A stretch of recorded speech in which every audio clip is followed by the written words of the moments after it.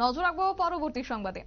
রাস পূর্ণিমা উপলক্ষে তোড়জোড় চলছে চূড়ান্ত এবং শেষ পর্যায়ে প্রস্তুতি, যেহেতু আগামী 15ই নভেম্বর মহা রাস উৎসব এবং সেই উপলক্ষে কার্যত আগরতলার রাধানগর রাধা মাধব যে রয়েছে মন্দির, সেই মন্দিরে ইতিমধ্যে প্রস্তুতি শুরু হয়ে গেছে এবং সাজানো হচ্ছে সেই মন্দির চত্বরকে এবং সমস্ত রকমের স্টল সেখানে বসানো হচ্ছে।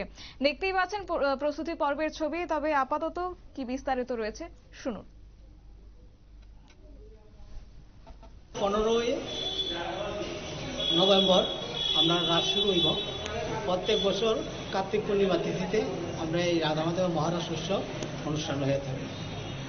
এবার রাসের যে উদ্যোক্তা যারা মহিলার যে গ্রুপ লিডার হিসেবে আমরা অভয়নগরের মহিলারার উপরে দেওয়া হয়েছে।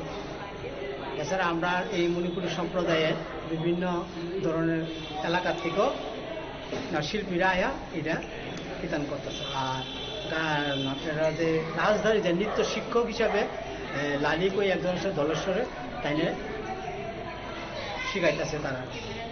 আর আমরা এই মন্দির 226তম মহারাস উৎসব। কটা থেকে স্টার্ট হবে রাসটা? এটা শুরু হইব আমরা নিপা পালা কয়ে একটা পুরুষদের একটা কীর্তন হয়, এটা ঠিক 8টা থেকে শুরু হইব। এটা শেষ হইলে 10টার থেকে আমরা মহারাস শুরু। কি কি কাজ থাকবে, প্রোগ্রাম থাকবে রাস পূর্ণিমা উপলক্ষে? রাস পূর্ণিমা উপলক্ষে তো আগের দিন যেমন আগামীকাল এখানে একটা আপনারা শুনলেন মন্দির কমিটির পক্ষ থেকে তাদের বক্তব্য এবং চূড়ান্ত পর্যায়ের প্রস্তুতি চলছে। তবে এই বছর যেহেতু 226তম মহারাস উৎসব তারা পালন করতে যাচ্ছে, সেই উপলক্ষে মহিলাদের এবার দায়িত্বভার দেওয়া হয়েছে, এমনটাই তুলে ধরেছেন আজ মন্দির কমিটির পক্ষ থেকে। নিয়ে নিচ্ছে ছোট্ট একটি বিজ্ঞাপন বিরতির সঙ্গে থাকুন।